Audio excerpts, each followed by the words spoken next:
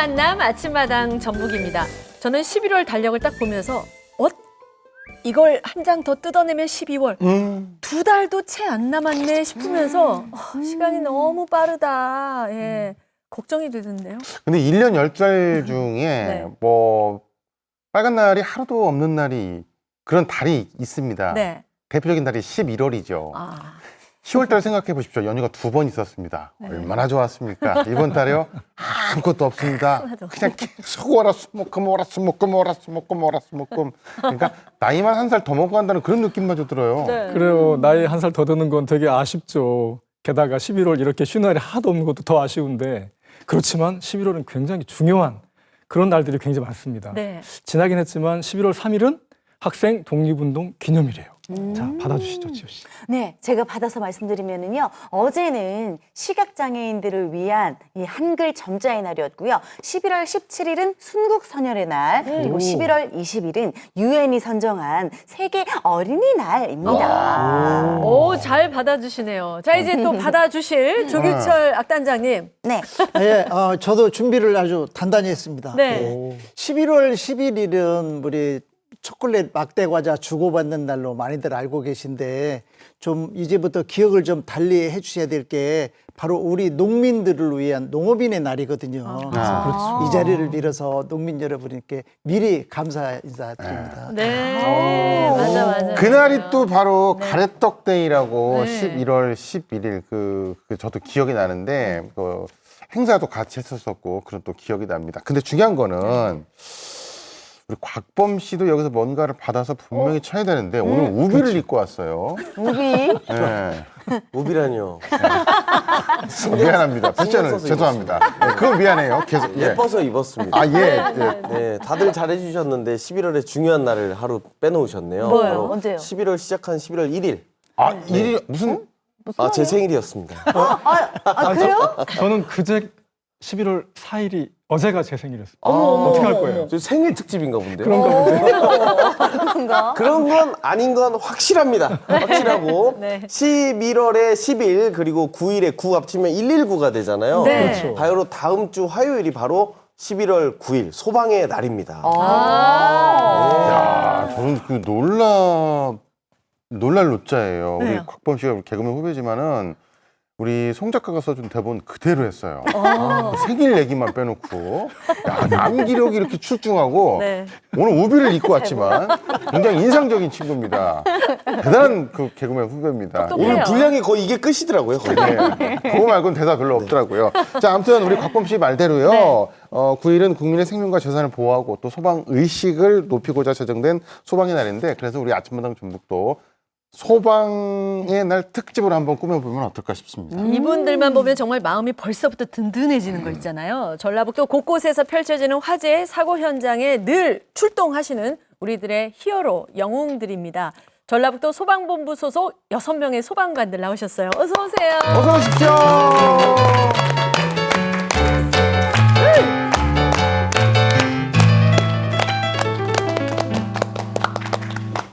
마치 스튜디오에 거대한 그 보호막이 쳐진 것만 같은 그런 느낌마저도 듭니다. 우리 네. 전북 소방본부 각 분야에서 활동 중인 6분 나오셨는데 먼저 유성일 대원님부터 본인 소개 부탁드리겠습니다. 네, 안녕하세요. 국민이 위급한 순간에 가장 먼저 생각나는 전화번호 129. 그 119 긴급 신고를 받는 119 종합상황실에서 근무하는 소방장 유성일입니다. 와. 네. 목소리가 어디서 많이 들어봤는데 엊그저께 저랑 통화하셨죠? 그렇죠. 자주 전화하시는가 보요 수고하셨습니다. 예. 자, 그 옆에 계십니다. 네, 안녕하세요. 익산소방서에서 근무하는 소방장 김소라입니다. 저는 불이 나면 출동하는 소방차를 운전하고 있습니다. 반갑습니다. 어머, 저 작은 책으로. 그 큰 차를, 대단하십니다. 자, 그 옆에 계십니다. 네, 안녕하십니까. 저는 인명구조부터 반려견 구조까지 시민이 부르면 언제든지 달려가는 완산소방서 구조대 소방장 문남식입니다. 반갑습니다. 네. 든든해요. 어렸을 적에 참 개구장이었을 거예요. 자, 뒤쪽으로 가겠습니다. 안녕하세요. 모든 시간이 골든타임인 여자 어떤 현장인지 재빠르게 달려가는 구급대원 순창소방서 소방장 김은희입니다. 만나서 반갑습니다. 또 순창에서 오셨네요. 순창에서. 네. 예, 아우 반갑습니다. 자, 그 옆쪽에 네, 계십니다. 안녕하세요. 하늘 나는 소방대원 2017년부터 소방 헬기를 조종하고 있는 성원석 기장입니다. 만나서 반갑습니다. 네. 헬기 기장님도 나오셨는데 그 옆에 탤런트 나오셨습니다. 차인표 씨 나오셨어요. 차인표 씨? 차이프 특집. 아는 만큼 안전하다. 네. 전북 119 안전체험관에서 교관으로 활동하고 있는 소방장 이병민이라고 합니다. 아, 그러세요. 네. 진짜 이렇게 6분 보니까 든든하고 소방관들 나오셨잖아요. 이쪽은 소방차 있잖아요. 소방차. 어젯밤에 어젯밤에 맞네. 네, 여기 소방차 3분 함께 하시고요. 박범 씨가 정원관신가요? 네, 정원관 씨. 그건 확실한 것 같습니다. 오늘 호흡을 왠지 잘 맞출 것 같은 그런 느낌. 네. 네, 이제 저희가 11월 9일 소방의 날 말씀을 드렸는데 저희에게도 물론 중요하지만 이분들에게 얼마나 중요한 의미가 있겠습니까? 정말 잘 달려오실 것 같은 순창에서 오셨죠? 네. 김은희 씨 어떠세요? 네, 열심히 달려왔습니다. 그러니까요. 정말 의미 지금- 있는 날. 네, 21년도가 59번째 생일을 맞이하는 소방의 날이거든요. 지금 어느 곳에서도 지금 안전을 위해서 국민들을 위해서 열심히 불철주야 뛰고 있는 저희 소방관들을 위해서 11월 9일만큼은 한 번쯤은 더 생각해 주시고 응원을 해 주시면 소방의 날이 정말 뜻깊은 날이 되지 않을까 싶습니다. 네. 소방의 날 하면 어떻게 보면 생일 같은 날이잖아요. 네. 그래서 우리 아침마당 전북이 소방대원들에게 먼저 미리 차려주는, 미리 열어주는 네. 생일 잔치 같은 날이 됐으면 좋겠습니다. 네, 감사합니다. 근데 우리가 119로 전화를 걸면 가장 먼저 받는 그 종합 상황실에 근무하신다고 하셨잖아요. 예. 그곳이 어떤 곳인지 정확히 좀 설명 좀 해주시죠. 119 종합상황실은 도내에서 걸려오는 모든 119 신고를 받는 곳입니다. 한 개 팀당 16명씩 근무를 하고 있고요. 전화 받는 효율성을 위해서 전주를 기점으로 동부와 서부로 나눠서 근무를 하고 있습니다. 동부에서 걸려오는 전화는 전주, 익산, 무주, 진안, 장수, 임실, 남원, 순창에서 오는 전화를 주로 받는 팀이 있고요. 서부 같은 경우에는 익산, 군산, 김제, 정읍, 고창, 부안 이렇게 전화 걸려오는 걸 주로 받고 있습니다. 하루에 걸려오는 119 신고 전화 건수는 1,500건에서 1,700건 정도, 평균 1,600건 정도의 전화를 받고 있습니다. 네. 100건. 이야. 아니, 그러니까 아까 한 팀에 16명이라고 하셨잖아요. 네. 근데 평균 1,600통이면은 인당 한 100통 정도 이렇게 받는다는 네, 거잖아요. 그렇죠. 그러면 굉장히 어마어마하게 이 통화가 많이 된다는 건데 그럼 체력 소모가 보통이 아니겠어요? 네, 맞습니다. 여러분들이 생각해도 일반 전화를 100통을 하루에 받는다고 생각하면 엄청 힘드시겠죠. 네네. 이거를 긴급 전화. 사람들이 긴장하고 그쵸, 위급한 그쵸. 순간에 전화를 받는 거기 때문에 체력 소모가 되게 큰데요. 저희가 목소리로 전화를 받고 목소리로 전달을 하기 때문에 이 목소리를 잘 유지하는 게 중요해서 저희가 항상 출근하면은 따뜻한 물을 저희 책상에 올려놓고 중간중간에 마시면서 깨끗하고 안정적인 목소리를 유지하기 위해서 꾀꼬리 목소리. 마시고 있습니다. 방송인들처럼. 저는 아까 이렇게 맡은 그 보직 얘기를 들으면서 약간은 조금 그냥 전화만 받고 출동만 시키면 되는 그런 일을 하고 계신 건가라고 생각했는데 또 그런 건 아닌 건가 봐요. 그럼요. 개그맨 분들이 무대에 올라가시기 전에 사전 리허설 무대를 열심히 하듯이 저희가 신고가 들어오면 이런 상황 파악하는 것뿐만 아니라 저희가 신고자가 어디에 있는지 그 위치를 아는 것이 대단히 중요합니다. 여러분들 이제 도심 지역, 도시 같은 경우에는 여러분들 주변에 신고할 수 있는 큰 건물들, 아파트 이런 것들이 있어서 쉽게 알아서 119에 신고할 때 위치를 설명할 수 있지만 이 농촌 같은 경우에 전라북도의 농촌 지역이 군 지역이 되게 많잖아요. 네. 그래서 이 지역 같은 경우에는 주변에 농촌 산과 바다 또 들판만 있기 때문에 정확한 위치를 확인해서 119 신고하는 것이 되게 어렵기 때문에 이런 것도 확인해서 출동을 보내야 하기 때문에 되게 어려운 점입니다. 말씀하신 걸 좀 다시 정리하면 사실 주변에 큰 건물이 있으면 예를 들면 저 KBS 옆인데요 이렇게 할 수 있지만 그렇죠. 논밭 산이면 그렇죠. 여기를 어떻게 설명해야 되나? 예. 소나무가 있어요. 두 그루요. 네. 지금 뭐 논 한가운데인 것 같은데 여기가 어딜까 이럴 수 있잖아요. 실제로 그런 전화가 있었습니다. 예. 소나무 한 70세 이상 되는 그런 할머니께서 전화를 하셨는데요. 여기 우리 집 어디냐면은 큰 소나무 두 번째에 있는 파란색 대문집. 아이고. 예, 이렇게 신고하신 적도 실제로 그렇죠, 있어요. 그렇죠. 밤나무집은 없었나 봐요. 예, 그렇게는 신고가 없었는데요. 이런 경우가 되게 많아요. 이렇게. 그래서 위치를 아는 게 되게 중요한데 네. 위치를 아는 방법이 여러분들 농촌 지역 같은 경우에는 전신주가 있어요. 네. 전신주가 50m 단위마다 하나씩 있는데 네. 위험이라고 써 있는 글자 밑에 보면은 네네네. 숫자 4개, 영어 알파벳 하나, 다시 숫자 3개로 구성되어 있는 저 번호가 있는데 네. 저 번호로 여러분들이 있는 위치를 알 수 있고 또 국가지점 번호라고 해서 잠깐만. 저 번호 다 나로 시작하는 저 번호 전라북도 같은 경우에 다 마로 시작하는데 네. 저 번호를 말씀해 주시면 여러분들이 있는 위치를 정확히 알 수 있어서 저희 출동대원이 빨리 갈 수 있습니다. 네.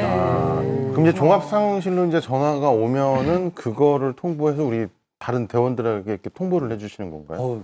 맞습니다. 119 상황실에 전화가 접수가 되면은 만약에 익산에서 화재가 발생했다. 네. 그러면 여기 계시는 우리 김인희 대원님이 김소라 대원님이 출동하시고 김인희 대원님은 누구세요? 김인희 대원이 여기 계시습니다. 네. 맞습니다. 김소라 대원이 출동하시고 네. 전주에서 인명구조 상황이 발생한다. 그러면 여기 계시는 우리 차기 구조대장이 되실 문남식 대원이 출동하고 순창에서 이제 구급 상황이 발생해서 심정지 같은 심장이 멈추는 상황이 발생하면은 여기 순창에는 아까 김인희 대원님 그렇죠. 출동하시고 맞아요. 산악 사고가 발생했다. 아. 이럴 경우에는 여기 계시는 우리 성원석 기장님. 기장님이 출동하시고 그렇습니다. 그렇죠, 그렇죠. 그렇군요. 산악 사고가 났을 때 우리 기장님이 출동하려면 일단 그 헬기를 직접 이렇게 모시고 출동을 하시는 거잖아요. 네. 그러면 좀 궁금한 게 이 전라북도 안에 뭐 시군 가리지 않고 어디든지 다 가시는 건가요? 네, 저희들은 우리 소방항공대는 누군가 어떤 일이 생겨서 발생했을 때 요청을 하잖아요. 그러면은 종합상실 119 종합상실로 연락이 옵니다. 네. 119 종합상실에서 출동 지시가 떠지면은 항상 어디든지 신속히 이동하여서 구조해서 병원으로 이송하고 있습니다. 네. 또 도외 지역도 요청이 들어오면은 종합 상실에서 출동 지시가 되면은 출동합니다. 일단은 유성일 대원님께서 얘기해 주신 대로 전화를 다 해서 지금 출동 준비를 하고 있는데 한 분만 유독 지금 나는 아무 생각이 없다. 왜냐하면 아무 생각이 없기 때문이다라는 느낌으로 지금 제 멘트를 기다리고 계셨죠? 그렇죠. 출동은 없으신 거잖아요. 예, 저는 당분간은 출동이 없을 예정입니다. 왜냐하면 출동이 없기 때문에 출동이 없는 거예요. 네. 저는 임실에 위치한 전북 119 안전체험관이라는 곳에서 교육을 담당하고 있는데요. 맞아요. 보통 하루에 한 3시간에서 5시간 정도 교육을 하고 있습니다. 그래서 어린아이부터 성인까지 안전이라는 주제로 각종 재난 상황 시 대처 방법을 함께 체험하고 교육하는 곳입니다. 그래서 나 자신, 우리 가족을 지킬 수 있는 그런 교육 장소를 만들기 위해서 저희 교관분들 다 열심히 노력하고 있습니다. 네. 재난을 미리 체험하고 교육을 받는다는 게 좀 흥미로운데 아주 유용한 프로그램이네요. 많이들 찾아오시겠어요? 네, 보통 저희가 지금 코로나 이전에는 매년 약 16만 명 이상이 체험을 하시는데요. 지금은 코로나 이런 시국에는 약 12만 명 정도가 지금 체험을 진행을 하고 계십니다. 네. 저희도 이제 체험하러 한번 갔었는데 진짜 무섭더라고요. 무서워요. 사고 현장 경험해 본다는 거. 지진 그것도 있고. 맞아요. 근데 이제 소방대 하면 화재 현장을 가장 먼저들 떠올리시는데 화재 현장에서 여성 대원을 이렇게 보기가 쉽지 않거든요. 그런데 김소라 씨는 직접 또 운전을 하시고 네, 그 여성 소방공무원이 그렇게 많지는 않습니다. 네. 그 현재 전라북도에 3,100명의 소방공무원이 있는데 그 중에 단 65명만이 이제 화재 현장에서 이제 화재 진압 대원으로 근무를 하고 있습니다. 네. 제가 2012년도에 소방공무원 시험을 볼 때 꼴등으로 합격을 했거든요. 근데 2명밖에 뽑질 않았습니다. 네. 그래서 2명 중에 꼴등으로 아. 2등. 네, 맞습니다. 깜짝 놀랐잖아요.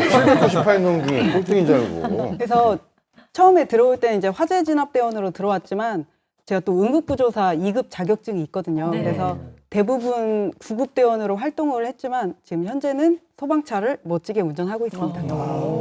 화재 진압에 여성들은 아무래도 체력으로나 체격으로나 좀 불리한 조건이잖아요. 그런데 우리 김소라 대원께서 처음에 그렇게 화재 진압 대원으로 이렇게 자청했던 이유, 그렇게 일을 시작했던 뭐 이유가 있을까요? 네, 그냥 일상적으로 이제 걷고 있었는데 엄청 사이렌 소리가 막 울리더라고요. 그래서 저도 모르게 이제 사이렌 소리 따라서 이제 갔는데 건물에서 막 까만 연기가 엄청 올라오고 있었습니다. 근데 그런 위급한 상황에서 소방관들이 막 일사불란하게 막 화재 진압하는 현장을 보고 네. 그냥 멍하게 그 장면을 계속 지켜보고 있었거든요. 그런데 이제 불이 다 꺼진 다음에 이제 소방공무원들이 장비 정리를 하기 위해서 헬멧을 벗었는데 그 중에 여자 소방관이 있더라고요. 네.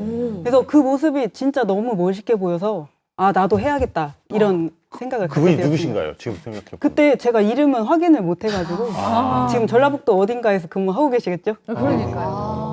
그 롤모델이 누군지 참 알았으면 참 좋았을 텐데. 네. 아니 근데 그래도 막상 이렇게 소방대원이 되셨잖아요. 네.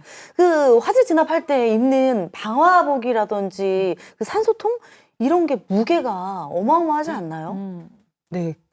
실제로 이 방화복을 상하이 입고 공기호흡기를 착용하면 그 무게만 한 23kg 정도 됩니다. 그래서 이거를 장비를 딱 또 착용한 상태에서 저희가 불 끌 때 소방 호스를 쓰거든요. 그쵸. 근데 호스에 물이 또 가득 차게 되면 엄청 무겁습니다. 그래서 진짜. 장비를 착용하고 이 호스를 다루려면 엄청나게 많은 힘이 필요한 건 사실입니다. 진짜. 영화 보면은 호수의 그 이제 수압을 못 이겨서 막 이렇게 사람이 막 이렇게 휘청휘청. 휘청휘청하기도 하고 막 그러던데. 네네. 근데 일단 기본적으로 보면은 지금은 이제 화재 현장에 직접적으로 이제 투입이 되시는 게 아니라 이제 차를 몰고 그 현장까지만 가시는 거잖아요. 그럼 육체적으로 조금 더 괜찮으시겠네요. 네, 육체적으로 조금 덜 힘든 건 사실인데 이 소방차, 큰 차를 몰고 빠르고 또 안전하게 현장에 도착해야 되는 부담감이 엄청나기 때문에 사실 운전을 기피하는 직원분들도 많이 있습니다. 그렇죠. 맞아요. 근데 이제 저는 제가 알든 모르든 이제 빨리 그 현장에 도착해서 화재 진압을 완료했을 때 그때 느끼는 그 보람이 엄청나기 때문에 지금 운전을 지금 이 차인가요? 지금 운전하시는 거? 네, 맞습니다. 운전석에서 제가 직접 운전하는 차입니다. 와, 엄청 크다. 네. 막 뿌듯해 보이세요. 저희 그 소방차 거기 그 빨간 데로 대지 말라는 좀 안 됐으면 좋겠습니다. 맞아. 진짜 맞아. 근데 운전이 체질이신가 봐요. 이게 쉽지 않을 텐데. 그러니까. 네. 체질보다는 소방서에서는 다 각자의 역할이 있는데 제가 이제 운전을 해서 현장에 도착해서 화재 진압을 하는 게 저한테 이제 적성에 맞다고 생각해서 지금 열심히 하고 있는 중입니다. 그래요. 아침마당 전북 오늘은 정말 11월 9일 소방의 날 맞이해서 우리 도민의 생명과 재산을 지키기 위해서 언제나 출동하는 히어로 영웅들과 함께하고 있습니다. 히버. 자, 소방관 여러분과 함께하고 있어요. 네. 기분 좋은 만남. 네. 뉴스를 보다 보면 참 많은 사건, 사고를 우리가 접하게 되는데요. 이런 사고 현장마다 빠지지 않고 출동하는 게 바로 구조와 또 그 구급 대원이라고 할 수 있습니다. 먼저 구조의 우리 문남식 대원. 예. 사람은 물론 아까 동물까지 구조한다고 하셨고. 예, 맞습니다. 저희가 그 인명 구조뿐만 아니라 동물 구조를 또 하고 있는데요. 저희가 그 모든 동물 구조를 다 하는 것이 아니고요. 저희가 그 좀 사람에게 위협을 가한다든지 농작물에 피해를 준다든지 이런 긴급함이 뛰고 있는 경우에만 동물 구조를 하고 있어요. 근데 왜냐하면은 이제 그 동물 구조를 나갔다가 정작 사람의 위험이 처하면은 어려운 부분이 있거든요. 예. 이거는 지금 사람. 예, 지금 나오시는 장면은 이제 구조 장면인데 이러한 구조가 먼저이기 때문에 동물 구조는 웬만해서는 긴급하면 하고 있고요. 이러한 구조나 아이고. 화재 현장을 최우선으로 하고 있습니다. 도로에서 이렇게 차가 전소가 됐네요. 이거는 수해 났을 때. 예, 이거는 올해 물이 좀 많이 불었는데요. 이때 이분이 차에 갇힌 상황에서 이제 구조를 요하는 상황이었는데 네. 이분을 구하기 위해서는 저희가 지금 보시다시피 아까 먼저 말씀하신 것 같이 동물 구조가 먼저 우선이 되면 이런 긴급한 상황에서는 출동에 문제가 생길 수 있습니다. 그래서 저희가 동물 구조는 네. 긴급 시에만 위급할 때만 하고 있고요. 네. 저희의 구조대의 주 업무는 이렇게 인명 구조를 먼저 우선시하고 있습니다. 네, 그래요. 구조 범위가 그렇다라는 거. 예. 그런데 전주시 서신동에서 멧돼지가 출현했다는 소식을 전한 기억이 있는데. 아, 멧돼지요. 예. 멧돼지. 멧돼지가 사실 그 서신동 사건뿐만 아니고 네. 요즘 멧돼지가 추세가 좀 사건이 많이 발생하고 있어요. 그런데 이 멧돼지 같은 경우는 이 돼지들이 이 산에서 내려와서 밥을 먹고 다시 산으로 올라가면 좋은데 네. 얘들이 문제는 도심권을 뛰어다닌다는 거죠. 어머. 그러면 너무 위험하잖아요. 네. 그러면 이제 시민분들이 저희에게 신고를 하면은 저희가 일단 어떻게 멧돼지를 잡냐면은 방법이 없어요. 저희가 도심권에서 마취총을 쏠 수는 없는 거잖아요. 그러다 보니까 저희가 웬만하면서는 안전하게 돼지를 그물망으로 포획을 한다든지 인근 야산으로 보낸다든지 그런 식으로 구조를 하고 있습니다. 아니 근데 문난식 대원께서 네. 멧돼지 사건 서초동에 멧돼지 나왔다면서요? 그랬더니 아 멧돼지요. 그러고 보니까 멧돼지 무섭죠. 실제로 맞닥뜨리면. 아, 멧돼지 정말 무섭습니다. 저희가 3일 전에 있었던 진짜 사실인데요. 아, 그래요? 네. 저희 구조대원들이 저희 구조 완상구조대 3팀이 6명으로 이렇게 네. 인원이 되어 있는데 네. 다 그 무술 유도환자들이에요. 네. 그래서 우리 직원들이 그러더라고요. 멧돼지 나오면 우리가 합이 37단이니까 때려보자. 네. 근데 진짜 멧돼지가 구석이 있었어요. 네. 장비를 하나씩 들고 갔는데 네. 멧돼지가 정말 뛰어오는 거예요. 어머, 200m에서. 어머, 어머. 뛰어오면 올수록 멧돼지가 엄청 큰 거예요.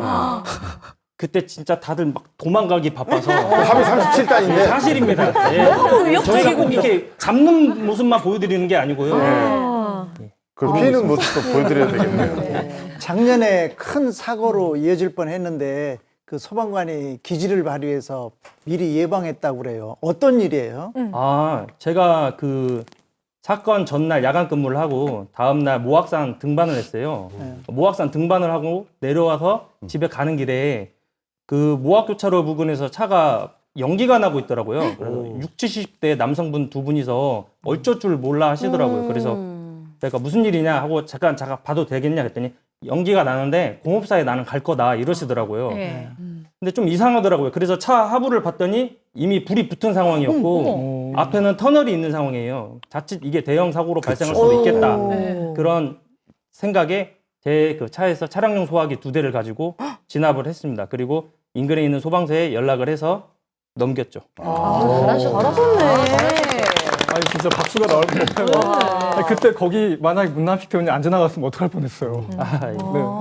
근데 지금은 우리 시민의 안전을 수호하는 수호자인데 그전에는 우리 영토를 수호하던 수호자셨다고요? 아, 예, 맞습니다. 제가 지금 구조대원으로 근무한 지는 약 8년 차 정도 되고요. 그 전에 특전사에서 4년 정도 복무했습니다.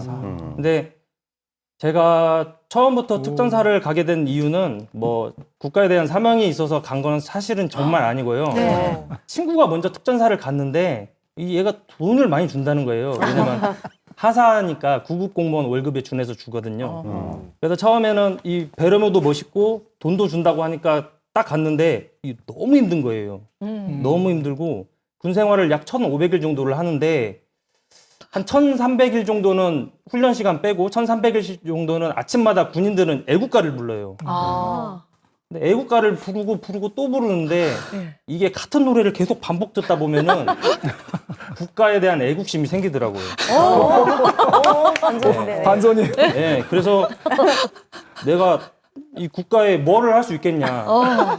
네, 그때도 또 애국가를 듣고 있었거든요. 네. 이기상과 듣고 있었습니다. 그래서 그 정신으로 멧돼지를 피하셨군요. 예, 멧돼지도 피했고 소방서에 들어올 생각을 하게 됐어요. 주먹을 불끈 쥐고 있어요, 지금. 예, 맞습니다. 예, 이렇게. 아니 염정길 대장 혹시 아세요? 아, 예, 염정길 대장님. 똑같은 유명- 케이스입니다. 아, 제 단짝 친구입니다. 정말 훌륭하십니다. 예. 아니 근데 제가 그 전에 얘기 듣기로는 우리 문남식 대원님은 어떤 가족의 권유도 있었다 이런 얘기를 제가 들었었거든요. 아, 그렇죠? 예, 맞습니다. 네.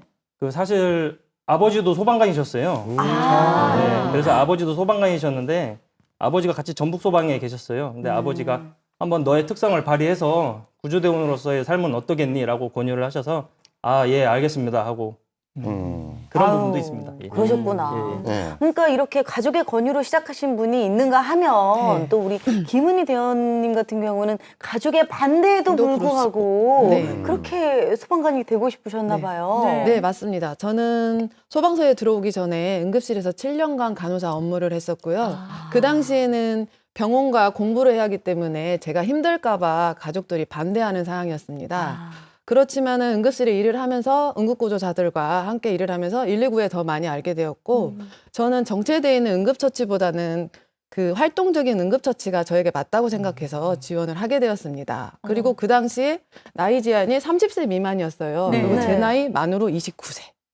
인생에 있어 마지막 기회라고 생각을 하고 도전한 끝에 어느덧 제가 12년 차 구급대원이 되었습니다. 구급대원이라고 하면은 이제 위급 상황에서 최초로 이제 그 처치, 네, 이제 치료를 맞습니다. 해주시는 예. 거잖아요. 그러면 그럼 긴박하고 급박한 상황도 분명히 네네네. 있으셨을 그 것 같아요. 드라마 같은 거 보면 막 피 흘리면서 막 들어오잖아요. 네. 응급실로. 네. 그러면 저는 긴장되지가 않아요. 너무나 활발하면서 뭘 어떻게 해야 되는지 딱딱딱딱딱. 어머. 너무나 그 사람을 살리기 위해서 제가 어떻게 해야 되는지를 정말 활동적으로 액티브하게 하는 모습들을 응급실에서 비춰줬었고 네. 그 병원 생활 7년이 저는 지금 현장에 있어서 많은 도움이 되고 있습니다. 저는 벽에 붙어 있는 케찹만 봐도 놀래거든요.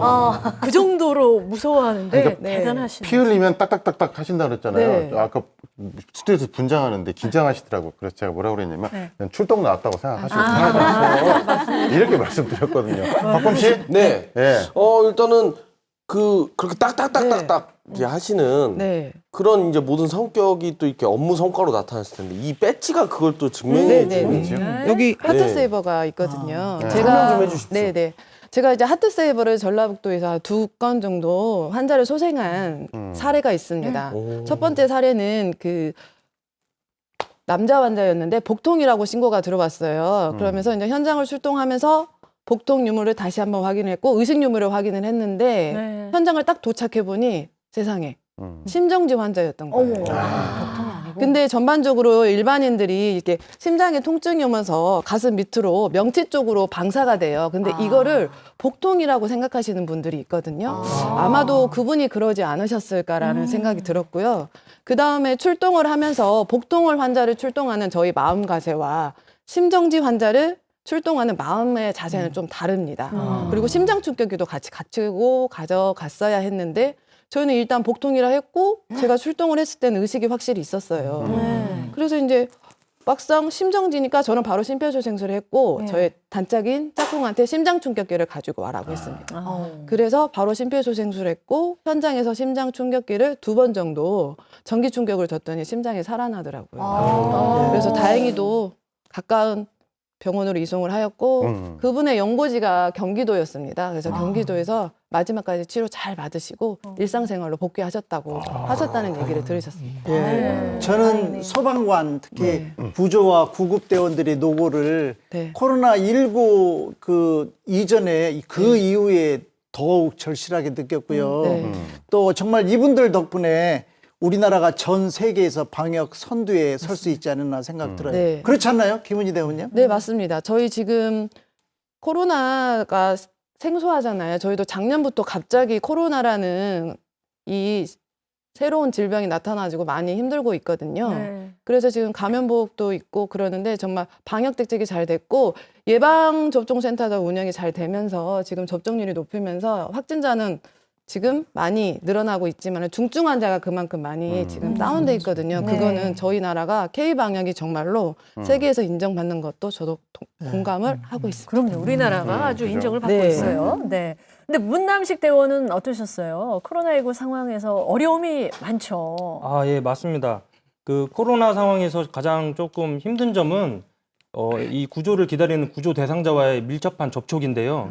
그렇죠. 가령 예를 하나 들어보자면은 산악사고가 있어요. 네. 그래서 그 산악사고를 나가면은 저희가 들것으로 구조 대상자를 이송을 하기도 하지만 좀 비탈지고 좁은 길은 저희가 피로시에는 없고 또 이렇게 내려오거든요. 그런데 이제 이분이 이제 다리 골절이었는데 고혈절 환자는 보통 몸에 열이 나요. 그래서 네. 이분을 잠정적으로 코로나로 추정을 하고 저희가 이제 대하는데 이분에게 말씀을 드렸거든요. 마스크 절대 벗지 마세요. 그리고 업고 내려왔는데 다 내려왔어요. 근데 이제 이분이 못 기다리셨는가 마스크를 살짝 내리더니 제 귀에다 대고 다 왔나요? 한 거예요.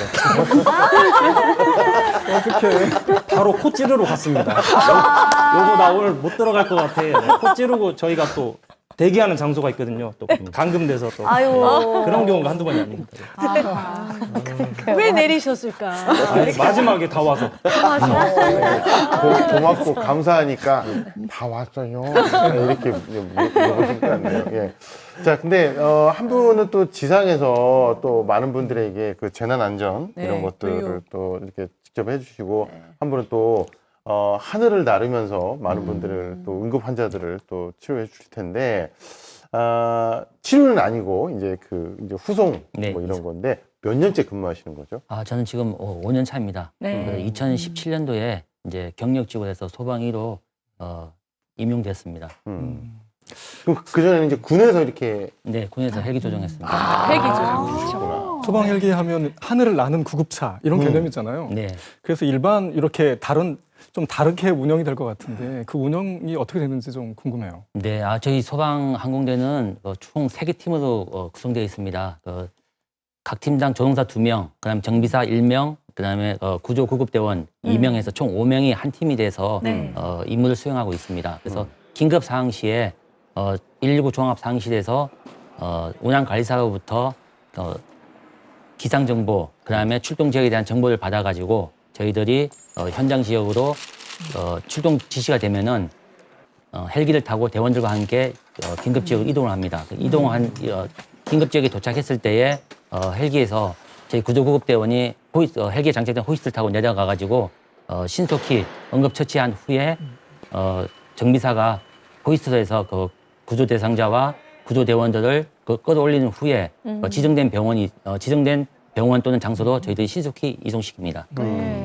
근데 이 군에서도 헬기를 직접 조종하셨고 또 이렇게 나와서 이제 이제 우리 소방청에 들어오셔서 이렇게 직접 또 헬기를 보시고 이제 많은 분들에게 그전에 또 국민을 지키셨다면 또 다른 또 국민을 지키기 위해서 이렇게 또 헬기를 직접 이게 운행이라고 해야 되나요?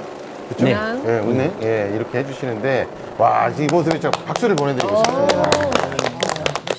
참 봤을 때는 저희가 이제 그냥 그런 말씀을 드려요. 이제 헬기가 이렇게 떠가면 아유 항공 촬영 왔구만 이런 말을 했었는데 소방 헬기가 지나가는 모습을 보면 또 어떤 급한 분이 또 이렇게 하늘을 날고 계시네 또 이런 생각도 해봐야 될 것 같습니다. 근데 상황실에서도 그런 전화가 오면 굉장히 긴박할 것 같아요. 긴박하고. 그럼요. 예.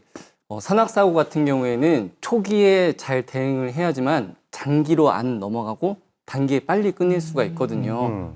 그래서 보통 산악사고가 발생하면은 그 조난당한 사람뿐만 아니라 같은 일행이 있으면은 그 옆에 있는 사람 핸드폰 번호, 관계자 1, 2까지 번호를 확인하고요. 또 산에서는 신호가 잘 안 잡히기 때문에 배터리 소모가 되게 빠릅니다. 그래서 배터리 잔량도 몇 % 정도 남아 있는지를 지령서에 출동 나가서 출동 대원이 볼 수 있도록 다 표기를 하고요. 저희가 위치 확인이 되게 중요하기 때문에 이 위치 확인하는데 시간이 많이 소요하는데 보통 1분 이내에 신고를 받으면 1분 이내에 출동을 내리는데 보통 40초 정도를 위치 확인하는 데 소모하고 또 이제 헬기가 정확한 위치에 갈 수 있도록 저희 구조대원이 출동할 때 정확한 위도와 경도를 표기해서 헬기에 대도 정확한 위치를 알 수 있도록 그렇게 소통하고 있습니다. 대원들과. 네. 근데 사건 사고가 맑은 날만 골라서 일어나는 것도 아니고 굳은 날 출동을 해야 되는 상황일 때 참 힘드시겠어요. 그래도 뭐 군에서까지 조정을 하셨다고 하니까 베테랑 아니세요? 경력이 지금 네. 20년 넘으셨죠? 네, 지금 군에서만 24년 하고 해서 저 나름대로는 베테랑이라고 생각했는데 네. 이 소방항공대 와서 소방 헬기 조종하면서 임무 수행하다 보니까 너무 소방 헬기 조종사들이 대단하게 보입니다.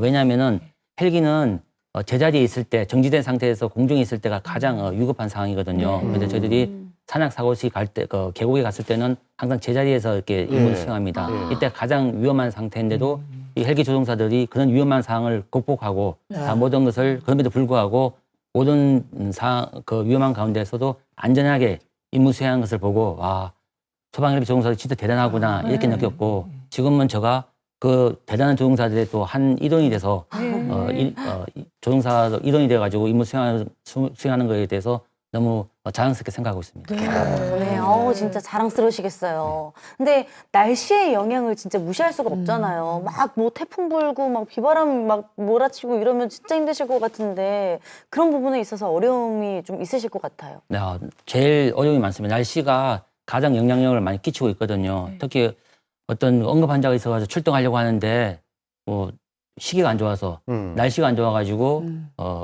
임무를 못 가는 경우도 있고 또한 임무에서 산악 지역을 갔는데 거기 산악 지역 가면은 또 바람이 강하게 불 때가 많이 있거든요. 그러다 보니까 저희들이 저희들 안전한 가운데 또 임무를 수행해야 되기 때문에 그 바람 가운데 구조하기가 상당히 위험한 경우가 상당히 많이 있습니다. 날씨가 관건인 또 우리 또 성원석 기장님과 다르게 또 낡은 날도 굳은 날도 뭐 아는 만큼 안전하다. 항상 외치고 있는 또 이병민 위원님께서 그 외치는 그 멘트가 KBS 지금 전주 방송총국과 아주 인연이 깊은 멘트라고 들었습니다. 네, 제가 전북 119 안전체험관에서 근무하던 중에 우연히 KBS 투데이 전북에 아는 만큼 안전하다는 코너를 맡게 돼가지고요. 하필 코로나 시국에 맞물려서 2020년 2월 19일부터 올바른 손 씻기 편과 정확한 마스크 착용법을 시작으로 올해까지 이렇게 촬영을 해와서 지금 KBS하고는 좀 각별한 인연을 가지고 있습니다. 네. 제가 이제 라디오를 하기 전에 이제 저녁 6시 하니까요. 엘리베이터를 타고 올라가면은 이렇게 딱 나오더라고요. 그래서 소방관 아저씨가 나왔구만. 그래요. 투데이 전북이네. 그분이 바로 이병민 대원이었습니다. 그래서 저희가 그 활약상을 화면으로 준비해봤거든요. 화면 함께 보시죠. 안전교관 이병민입니다. 네, 여름철이면 발생하는 대형 재난, 바로 태풍에 대해서 함께 배워볼 건데요.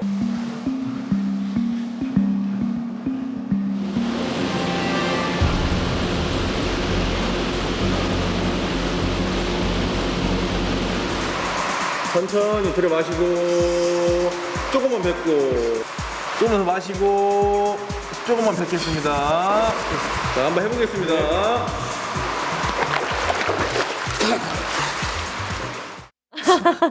어쩐지 카메라 바라보는 게 좀 익숙하다 싶었더니 방송 출연을 그렇게 쭉 해보셨군요. 네, 큰 경험이 또 되셨겠어요. 네, 큰 경험이 돼서 지금은 행복하게 생활하고 있습니다. 잘하고 계십니다. 네, 생방송도. 네. 우리 그 조구철 앞단장님 갑자기 그 약간 긴장하신 표정이 역력하세요. 왜 그러냐면은 이제 이러다가 내 자리 뺏기는 거 아니에요? 이런 느낌? 아니에요. 요즘 점점 잘하고 제가 또 재밌다고 그래서요. 계속 해야 됩니다. 길게. 아니 그렇게 재미는 없습니다.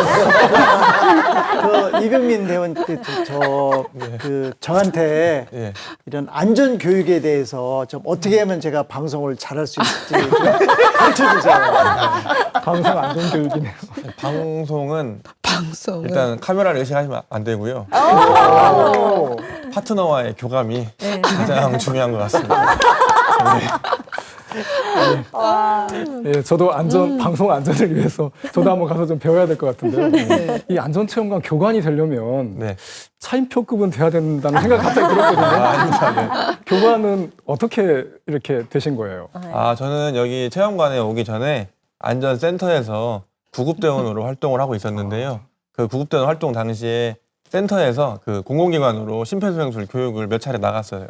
거기서 그 제가 나간 공공기관에서 반응이 너무 좋았고 그 교육생들과의 그 교감이 유달리 기억에 남아서 내가 소방관이지만 안전 교육 쪽으로 한번 길을 나서봐야겠다. 그 시기에 체험관에서 근무하시는 두 분이 계셨는데 혹시 실명 거론해도 가능한가요? 네, 지금은 승진을 하신 전주에 있는 교동에 계시는 현용재 센터장님과 현재 제 파트너로 있는 홍문기 교관님의 그 권유로 인해서 제가 체험관에 입성을 해가지고 지금 여기 KBS에서까지 이렇게 촬영을 하고 있습니다. 두 분 굉장히 좋아하실 것 같습니다. TV 보면서. 네. 마지막으로 저희 전북 119 안전 체험 관장님, 강창환 관장님 존경하고 사랑합니다. 네. 정말 사람을 참 잘 챙기시네요. 방송 이렇게 하는 겁니다. 네. 악 단장님, 예. 방송 이렇게 하는 겁니다. 아, 예. 지금 고마운 분 누구세요? 예? 지금 고마운 분. 네, 넘어가겠습니다. 네, 잘 넘어가겠습니다. 챙기시면 돼요. 네.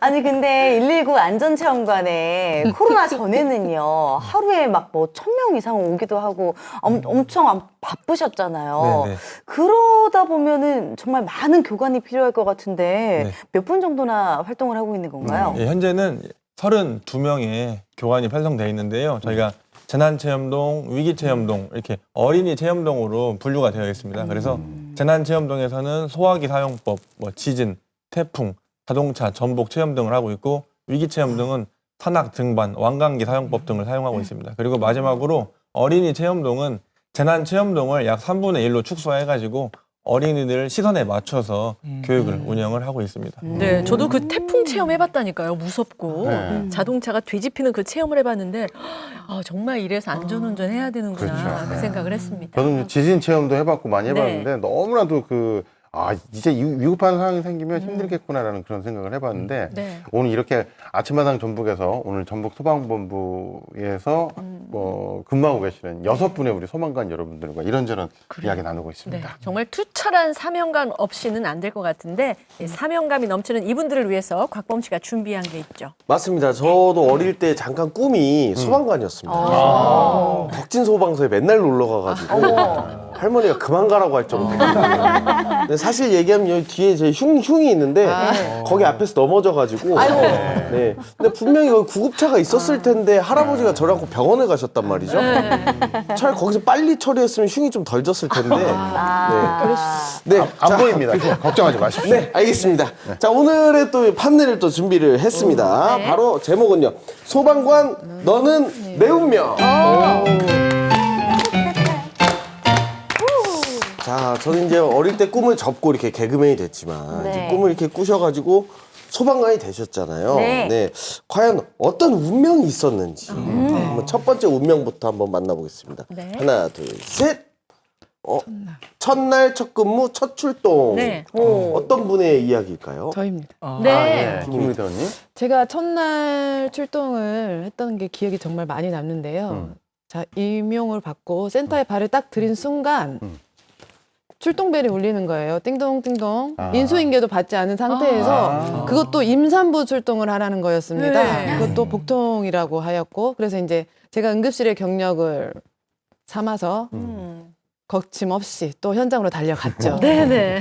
현장에 달려가서 임산부의 혈압을 쟀더니 혈압이 90밖에 체크가 안 되는 거예요. 하혈을 하고 있는 상태였는데. 그래서 바로 응급실에서 있었던 경험을 삼아서 의료 지도를 받아서 의사 선생님한테 수액투의 오더를 받았습니다. 그래서 현장에서 바로 수액을 투여하여서 환자의 응급처치를 바로 하였고 산모분이 이제 태아에 를 많이 걱정을 하시더라고요. 아무래도 하혈을 하고 있고 소중한 아기인데 그래서 이제 응급처치는 끝났으니까 저는 이제 산모의 정서적 지지, 태아도 괜찮다고 계속 안정감을 취해 주셨고 되도록이면 현장 활동에 있어서 내 가족처럼 하려고 하고 있거든요. 그래서 손을 꽉 잡으면서 태아는 괜찮을 거고 산모님도 괜찮으실 거다고 하면서 안정을 취하면서 병원에 무사히 인계를 하였고요. 그 후로 산모분이 저는 생각지도 못했는데 칭찬합시다 글을 올려주셨더라고요. 첫날 첫 근무에 출동이었는데 그래서 그 산모분에게 너무 감사하게 느꼈고 제가 소방관에 들어온 거에 대해서 정말 감사하게 느꼈거든요. 처음에 그 네. 경험과 보람이 하트세이버 배지를 2번이나 받는 영광을 차지하셨는데요. 아마 간호사로 근무했던 게 일하는데 큰 도움이 되셨다고요. 네, 정말 많은 도움이 되고 있습니다. 응급실에서 외상 환자뿐만 아닌 심근경색, 뇌경색, 요즘에 날씨 추워져서 경색, 뇌경색, 심근경색도 많이 일어나잖아요. 그런 환자들을 봤을 때 응급실의 경험은 제가 그 지역별의 특성을 좀 많이 알고 있어요. 병원의 특성. 처음에 근무지가 광주였고 솔직히 저는 첫 발령지가 전남입니다. 시도 교류를 통해서 전북으로 넘어왔고 그래서 환자 상태에 따라 지역별의 특성의 병원을 잘 알기 때문에 순창에서 발생하는 환자들은 환자 증상에 따라 광주로 전주로 맞춤형 이송 서비스를 제공해드리고 있습니다. 그러시구나. 예. 이게 아는 만큼 무섭다고. 네. 병원에서 근무를 하셨기 때문에 네, 다 알고 정말로 큰 힘이 되고 있습니다. 네. 그럼 두 번째 또 운명을 또 알아보겠습니다. 하나, 둘, 셋. 교관님 덕분에. 누군지 알 것 같습니다. 저도요. 아까 수상 소감을 너무 하셔가지고. 저도 알 것 같은데요. 네. 네, 제가 이제 항상 심폐소생술 교육을 할 때마다 드리는 말씀인데요. 그 실제 이야기인데 저도 하트세이버라는 상을 받은 적이 있는데 60대 남성분이 탁구를 치시다가 이제 집에 돌아오셔서 아파트 현관문에서 심정지로 쓰러지십니다. 그런데 와이프분이 바로 심정지를 인지하고 다가오셔가지고 당황하지 않고 휴대폰을 남편분 머리맡에 스피커폰으로 119에 신고한 상태에서 흉부 압박을 바로 지속하셨거든요. 그래서 골든타임이 전혀 지체되지가 않았죠. 그래서 어디 아파트 몇 동 몇 호다. 그리고 우리 남편이 지금 심정지가 왔다. 그래서 골든타임 놓치지 않고 흉부 압박을 계속 하셨고 제가 출동을 했습니다. 그래서 바톤을 이어받아서 저희가 이제 흉부 압박을 하면서 전북대 병원으로 이송을 했는데요. 네. 결국에는 다시 소생을 하셨어요. 그래서 이렇게 끝나고 이제 두 손을 붙잡고 정말 고생하셨습니다. 이렇게 말을 하고 있는데 따님이 오셨어요. 따님이. 네. 그런데 만삭이 임산부셨거든요. 아유. 그분이 하시는 말씀이 울먹이시면서 우리 선생님이 아니었으면 우리 뱃속에 있는 우리 아기가 우리 아빠를, 우리 할아버지를 못 봤을 것이다. 그리고 반대로 우리 할아버지도 덕분에 우리 손주를 볼 수 있었다라는 말씀을 해주셨거든요. 그런데 이 이야기는 제가 생각했을 때는 제가 중심이 아니라요. 심폐소생술 교육을 받으신 어머니가 있었기 때문에 이 가족이 화목해지지 않았나라는 생각이 듭니다. 문득 그런 생각이 듭니다. 내가 살려면 내 아내에게 심폐소생술을 가르쳐줘야 되겠구나. 아니, 가르쳐주는 게 아니라 배우고 오라고 해야겠구나라는 그런 생각이 문득 듭니다. 안 그렇습니까, 총장님? 저요? 네. 아니 갑자기 왜 저를? 헬이 멀잖아요. 읍내까지 올라면. 아니 누구를 시켜요? 제가 배워서. 네. 가족은 물론이고 우리 마을에 또 어르신들이 그냥 연로하시단 말이에요. 네. 무슨 일이 생기면 제가 심폐소생술을 해드리면 되죠. 어. 또 책마을에 또 많은 분들이 오신단 말이에요. 걱정 없이 네. 할 수 있습니다. 어. 그런 의미에서 어떻게 저도 좀 배우면 안 될까요? 네, 오늘 바로 한번 같이 한번 아, 배워보시죠. 그럴 거예요. 바로요? 아, 네. 바로요? 아, 이게 네. 생방송이 되는구나. 자, 그럼 우리 그 이병민 교관의 시범하에 심폐소생술 교육을 한번 받아보도록 하겠습니다. 시청자 여러분들도 잘 보고 기억을 해 두셨다가 응급한 상황이 생기면 한번 이렇게 똑같이 해보시면 좋을 것 같습니다. 자, 그러면 무대로 모시겠습니다. 예. 자. 나와주십시오. 예. 저희가 이제 마네킹을 사용해서 한번 해볼게요. 똑같은 네. 건데. 진짜 필요하면 집중해서 배워야 됩니다. 좀 더 붙이시죠? 예, 예. 네. 좀 더. 예. 아니, 예. 볼까요? 자, 먼저 이 마네킹이 있는데요. 지금 마네킹이라 보지 마시고 쓰러진 환자로 보시면 될 것 네, 같습니다. 네. 그런데 네. 이분이 주무시는 상황인지 약주를 많이 하신 상황인지 몸이 안 좋은지 알 수 없기 때문에 반응 확인을 하셔야겠죠. 네. 어떻게 할까요? 볼을 좀 어루만지면 될 것 같아요. 어루만지면 될까요? 예, 절대 그렇게 하시면 안 되겠죠. 그런가요? 그리고 대부분 사람들이 뺨을 많이 때리세요. 뺨을 때린다고요? 네, 뺨을 때리면 안 되겠죠. 야, 네. 괜찮냐? 이거요? 그렇죠. 네. 그 이유는 뇌 손상이 올 수 있기 때문에. 자, 그래서 뺨보다는 어깨를 두드리시는데 어깨를. 과감하게 한번 따라해 보겠습니다. 네. 자, 양쪽 어깨를 과감하게. 여보세요, 괜찮으세요? 아, 여보세요? 여보세요? 괜찮으세요? 네, 이 정도죠. 네, 이 정도로. 네. 그다음 두 번째 뭐 해야 할까요? 두 번째, 네, 이분 연락처를 찾아가지고 네, 보호자한테 전화를. 네. 맞습니까? 아, 그러면 됐습니다. 돌아가세요. 그러시면 안 되고 바로 119에 신고하셔야 합니다. 전화는 맞네요. 그렇죠. 119. 그렇죠. 119. 119 신고해서 현재 위치와 환자의 상태를 말씀하시고 119가 올 때까지 바로 흉부 압박을 시작하시면 되는데요. 지금 같은 코로나 시국에는 우리가 입을 네네. 옷이나 마스크로 가린 후에 흉부 압박을 하는데 한번 같이 해볼 건데요. 네네. 자, 먼저 상의를, 마네킹 상의를 탈의해 주세요. 네. 예, 다리 해주시고 과감하게 예, 과감하게. 아우, 좀 그리고 민망한데요. 왼손 오른손 상관없이 네네. 깍지를 낀 상태에서 끼고, 네. 손바닥 전체가 아니고 손꿈치로만. 손꿈치로만. 네. 자, 그리고 명치 세모 모양의 끝 명치에서 네. 아래를 누르면 어떻게 되죠? 토 나옵니다. 그래서 윗부분, 두 손가락 윗부분을 잡고 네. 자 같이 한번 양쪽 어깨 넓이로 무릎을 펴신 상태에서 자 천천히 이 상태에서 10번만 눌러보도록 하겠습니다. 자 시작. 하나, 둘, 셋, 넷, 다섯, 여섯, 일곱, 여덟, 아홉, 열 이렇게 환자의 얼굴을 보면서 네. 의식이 돌아오는지 확인하면서 119가 올 때까지 의식이 돌아올 때까지 흉부 압박을 진행하시면 되겠습니다. 네. 고맙습니다. 저 정말 뿌듯해졌어요. 네. 다니실 수 있겠죠? 네. 네. 마치겠습니다. 네. 정확한 위치 지점을 아는 것도 중요하겠고요. 예, 이렇게 또 바로 끝나네요. 바로 한 분 살리셨어요. 우리 촌장님께서 지금 한 분을 바로 살리셨습니다. 네. 예. 정말 알아두면 좋은 정보인데 또 해보지 않으면 그렇죠. 가만 있어봐라 어느 지점이라고 뭐 이럴 수 있단 말이에요. 그러니까 안다는 것과 모르는 것의 차이가 너무 나는 거죠. 그러죠. 네. 그 주변에 심정지가 발생을 했을 때 주변인이 심폐소생술을 바로 했을 경우와 심폐소생술을 하지 않았을 경우의 소생률은 2배, 3배의 차이가 납니다. 즉 현장에서 심정지 환자가 발생을 했을 때는 바로 심폐소생술을 해주셔야 되고요. 그 다음에 심폐소생술은 5분 안에 해주셔야 돼요. 왜 그러냐면 5분이 지난 후에는 뇌에 산소에 공급이 되지 않으면서 나중에 소생을 되더라도 뇌사될 가능성이 있거든요. 그러니까 시청자 여러분, 시간은 생명이니 5분 안에 심폐소생술을 해주셨으면 좋겠습니다. 5분입니다. 네, 맞습니다. 저도 배운 거에 따르면 갈비뼈에 무리가 갈 정도로 좀 세게 눌러야 효과가 있다고 배웠는데. 그러죠. 분당 100에서 120회, 5cm 깊이로 해가지고 5cm 눌러주시면 돼요. 네. 생각보다 깊이 눌러야 효과가 있다고 들었습니다. 자, 3번 운명입니다. 샵 테트라포드, 샵 아이디어, 샵 성공적. 어려우시죠? 누구세요? 그건 바로 전데요. 네. 그 실제로 있었던 일입니다.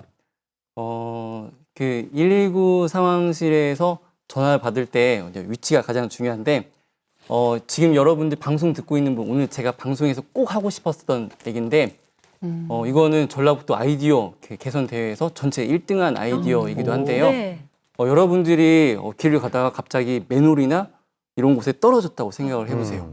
또는 여러분들 산에 등산하시다가 갑자기 발목이 접질려서 넘어졌다고 생각하면은 여러분들 현재 있는 위치를 설명하기가 대단히 어렵거든요. 맞아요. 어렵기 때문에 상황실 근무자도 위치를 확인하기가 어려운데 이럴 때 아이디어를 내서 정확한 위치를 알 수 있는 방법이 있습니다. 네? 실제로 군산 비흥도에서 이런 신고가 들어온 적이 있었는데요. 어떤 방법입니까? 방법은 네. 여러분들 핸드폰에 보면은 내비게이션 앱이라고 있습니다. 네. 그 내비게이션 앱 어떤 앱이든 상관이 없는데요. 네. 내비게이션 앱을 켠 다음에 여러분들 빨간색 점이나 파란색 점을 손가락으로 꼭 1초나 2초간 누르시면은 여러분들 현재 있는 위치, GPS 위치가 하단에 정확히 표기가 됩니다. 네. 그 보이는 주소를 캡처해서 119로 문자를 보내셔도 되고요. 아니면 신고를 받든 119 대원에게 말씀해 주시면은 여러분들 있는 위치를 정확히 알고 바로 출동할 수가 있습니다. 군산 지역 같은 경우에는 그 이제 그 낚시하다가 이제 그 테트라포드 거기 이렇게 빠지신 분도 계시고. 그렇죠. 예, 그래서 실제로 테트라포드에 4개 달린 발에 낚시를 하다가 빠지신 적이 있었거든요. 그래서 그분이 주변에 있는 본인 자동차 번호, 그리고 안내판이 있었다는 것도 상황 설명도 해주셨고, 결정적으로 저 방법을 이용해서, 내비게이션 앱을 이용해서 정확한 위치를 확인해서 저희 출동대가 가서 사다리를 이용해서 빨리 구조를 실제로 있습니다. 예. 우리 낚시 좋아하시는 우리 조기철 단장님 아시겠죠? 테트라포드 그렇게. 예, 방법이 그렇게 어렵지 않아서 저는 물론이고 또 저보다 연배가 높으신 분들도 잘 알아서 두면 유용하게 써먹을 수 있을 것 같아요. 정말 1등하고도 남을 그런 아이디어네요. 네. 네. 제가 그러면은 4번을 뜯는 동안 한번 지금 앱으로 위치를 좀 보내주세요. 자, 4번입니다. 4번 운명 최소화. 어떤 분이시죠? 네, 제 이야기입니다. 네. 김설아 대원님. 네, 그 화재는 발생하지 않는 것이 제일 중요한데요. 그쵸. 일단 발생을 하고 나면 초기 진화가 매우 중요합니다. 이 초기 진화에 실패하게 되면 화재가 진짜 걷잡을 수 없을 정도로 많이 번지거든요. 네. 한 번은 제가 화재 현장에 출동을 했는데 그 화재 현장이 모텔 옆에 바로 붙은 쓰레기장이었습니다. 그 이불, 뭐 소파 이런 것들을 쌓아놓은 곳에 이제 화재가 발생한 건데 이제 개방된 공간이어서 인명 피해는 없었지만 이게 모텔 쪽으로 번지려고 막 불이 확산되고 있더라고요. 그래서 현장 도착해서 이제 모텔 쪽으로 번지는 걸 먼저 막아야 되겠다 생각이 들어서 이제 화재 진압을 신속히 해서 다행히 이제 모텔 쪽으로 불이 번지는 걸 막을 수 있었습니다. 이제 그때 이제 모텔 주인분이 저희한테 오셔가지고 너무 고맙다고 이제 자기 모텔을 이제 불 번지지 않게 지켜줘서 고맙다고 막 10번 넘게 말씀을 하시는데 그래서 저는 제가 이제 화재 현장이든 어떤 현장이든 출동을 해서 인명 피해, 재산 피해 이런 것들을 최소화 시켰을 때 그 부분에서 엄청난 보람을 느끼면서 이제 근무하고 있습니다. 네. 요즘 그 시민들의 의식이 어느 정도인지 모르겠는데 왜 소방차, 구급차 사이렌 소리 들리면 모세의 기적처럼 홍에 쫙 그런 거 경험해 보셨어요? 운전하시면서 쫙. 네. 제가 운전할 때는 이제 그런 모세의 기적까지는 없었고요. 네. 그 시내에서는 소방차의 사이렌은 구급차보다 엄청 이제 데시벨이 높습니다. 네. 근데 그렇게 울리고 이제 차선에 서 있는데도 안 비켜주시는 분들이 많이 있어서 중앙선을 제가 이제 넘어서 이렇게 운행을 하기도 하고 그렇거든요. 근데 소방차나 구급차가 이제 오면 본인이 위험할 정도로 차를 비켜줄 필요까지는 없지만 이제 피할 곳이 있으면 이제 소방차가 현장에 빨리 도착할 수 있도록 좀 피해 주시면은 이제 감사하겠습니다. 그런데 이제 저희가 사이렌을 울리거나 경광등을 이제 켜고 있으면 위급한 상황인데 또 이제 화재 진압 완료된 상태에서 이제 천천히 돌아오는 경우가 있거든요. 이제 그럴 때는 이제 안 피해 주셔도 됩니다. 제가 그래서 아이디어를 하나 생각을 좀 해봤어요. 뭡니까? 이 사이렌을 조금 더 귀엽고 애교 있게 좀 바꾸면 좀 더 잘 비켜주지 않을까 해가지고 제가 준비한 게 좀 있습니다. 네. 단장님 바로 좀 부탁 좀 드리겠습니다. 뭘까요?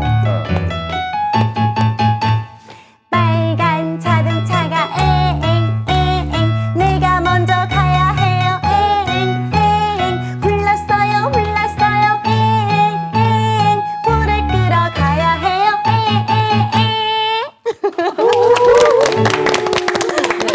뭔가 이렇게 하면 좀 더 사랑스럽고 애교 있잖아요. 이렇게 하면 다 이렇게 좀 길을 좀 비켜주지 않을까요? 어때요? 네, 제가 결정할 수 있는 사람은 아니었어요. 아 근데 지금 그 좀 불나가지고 지금 막 타들어가고 있는데 불났어요. 먼저 갈게요. 그건 아닌 것 같은데. 그렇습니다. 긴장감 하나 없고요. 아닌 것 같습니다. 자, 박범 씨. 제 생각에 이게 진짜 불난 집에 부채질이 아닐까. 네, 맞네. 맞아요. 오늘 좋았어요, 방송. 새로운 문장이 생길 수도 있어요. 불난 집에 동요질이라고. 자, 안 어울리는 것 같습니다. 네. 자, 다섯 번째 운명입니다. 네. 급류 워터파크 구출 작전. 저인데요. 네. 실제로 급류 워터파크는 아니고요. 현장에서 그 어머니와 5살짜리 아이가 하천으로 놀러 왔다가 순식간에 불어난 물에 아이가 고립이 됐어요. 근데 어머니가 참 대단하신 게 어머니가 수영을 못 하시는데도 불구하고 넘어가서 그 아이를 꽉 잡고 이렇게 안고 있더라고요. 그래서 저희가 먼저 출동을 해서 제가 먼저 수영을 해서 건너갔고요. 그 아이에게 이제 얘기를 했죠. 왜 거짓말을 하면 안 돼요. 그래서 실제로 이런 사건이 있었고 아저씨와 같이 이 물을 건너갈 건데 워터파크 같은 느낌일 거다. 이러면서 아이를 안심을 시켰죠. 왜냐하면 이 아이가 성인이 됐을 때 물에 대한 공포증이 생기는 것도 두려웠거든요. 맞아, 예. 그렇죠. 그래서 그렇게 하고 하루 쪽에서는 저희 대원들이 혹시 모를 대비를 하고 있고 나머지 대원들은 로프를 치고 있고 그런 식으로 해서 저희가 안전하게 구조를 했는데 저 때가 가장 기억이 많이 남는 것 같습니다. 네. 아이의 생명을 구했다는 것은 가족의 생명을 구한 거고 가족의 생명을 구한 것은 마을에 사실 세계를 구한 거나 다름없는데 정말 대단한 일을 하셨고요. 근데 소방관이 운명이다 하는 이 운명에는 또 다른 뭔가 있다면서요? 아, 예. 그 또 다른 이유가 있는데요. 아까 앞서 말씀드린 것 같이 아버지도 소방관이셨지만 네. 제 아내도 소방관이거든요. 예, 지금 장수 소방서에서 구급대원으로 근무하고 있습니다. 어울려. 사진. 너무 예, 제 딸이고요. 예은이에요. 든든하시겠다. 어디서 만나신 거예요? 아, 예. 저희 그 입사하고요. 네. 교육 과정 중에서 그러니까 학교에서 만났습니다. 사람을 공부를 안 하고. 그러니까. 그래도 잘하신 거예요. 근데 우리 김선아 대원도 부부 소방관이세요? 네, 오, 네, 그래요? 맞습니다. 그 남편은 지금 군산 소방서에서 근무하고 있는데 네. 이게 저희 그 소방 그 직업 특성이 일반인한테 이제 말로 설명하면 이해하기가 쉽지가 않거든요. 그렇죠. 근데 이제 남편은 같은 일을 하고 있다 보니까 소통도 잘 되고 이제 공감을 많이 해주기 때문에 그런 면에서 엄청 좋은 점인 것 같습니다. 그래요. 어떻게 문남식 대원도 공감합니까? 소통 잘 된다는 면에서? 예, 예. 공감이 되고요. 소통이 불편해요, 혹시? 아닙니다. 너무 소통이 잘 돼서 좋은데요. 아니, 그건 이게 예. 뭔 말인지 알아요. 척척척 압니다, 제가. 그건. 너무 수당 들어오는 날짜를 잘 아는 겁니까? 힘들어요? 예, 맞습니다. 급여가 너무 투명하게 공개되다 보니까 그 부분이 좀 그러긴 한데 휘주야 사랑해. 마무리 좋아요. 네. 아, 오늘 뭐 들어갈 때 꽃이라도 좀 서들고 들어가시면 좋아할 것 같아요. 네. 표정이 조금 애매하긴 했어요. 진짜 좋은 건지 아닌 건지. 근데 그 정도면 표정 관리 잘했다고 저는 생각합니다. 충분히 잘했습니다. 자, 마지막 6번째. 6번째 운명은요. 인색 이막 즐거운 출근길. 네, 인생입니다. 오타네요. 네. 됩니다.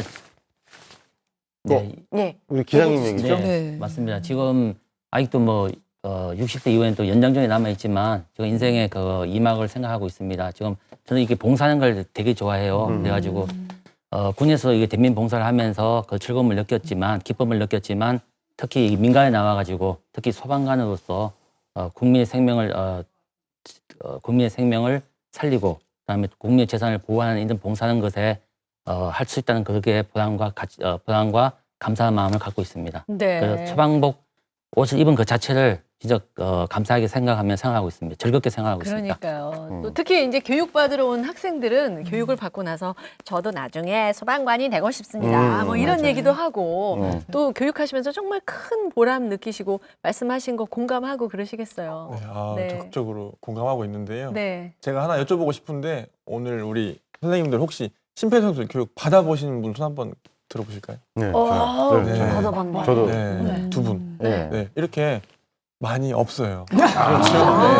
대부분이 중요한 교육인 건 알지만 쉽지 않죠. 그래서 아무래도 교육 받으러 오시는 분들도 좀 많이 지루함을 느끼시는 경우도 있고 그런 게 제가 항상 드리는 말씀이 이 교육은 왜 받을까요? 라는 질문을 했을 때 대부분 말씀을 못 하시는데요. 바로 우리 가족 살린다는 생각만 있으시면 바로 그 교육이 2시간, 3시간이 길지 않습니다. 그래서 그런 생각으로 우리 선생님들이 다 함께 심폐소생술 교육을 받으면 좋지 않을까라는 생각이 듭니다. 유비무환입니다. 네, 정말 오늘 이렇게 얘기 나눠보니까 정말 더 존경스럽고 더 멋있고 정말 더 의지하게 되는데 가장 또 어른 또 성원석 기장님께서 우리 같이 근무하고 있는 소방관들에게 한마디 응원의 메시지.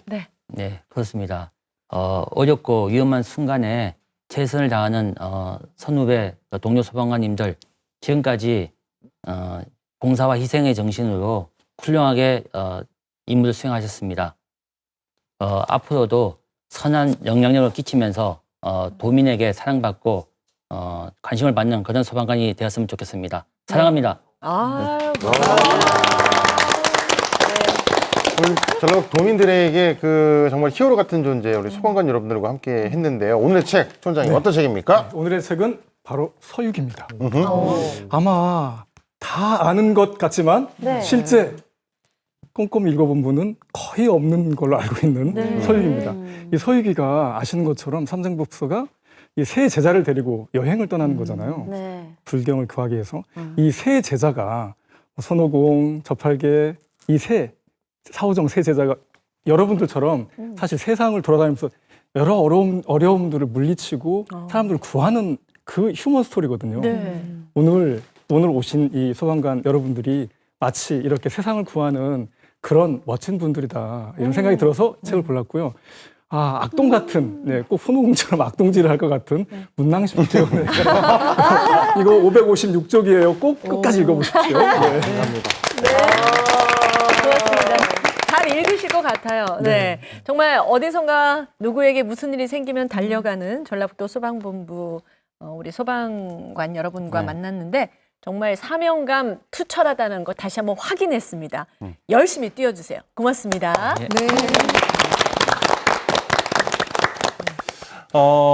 알게 모르게 우리 삶에 있어서 우리를 지켜주시고 계시는 분들이 참 많이 계십니다. 그중에서 우리 오늘 출연하셨던 소방관님들 11월 9일이 이 소방의 날이라고 하니까요.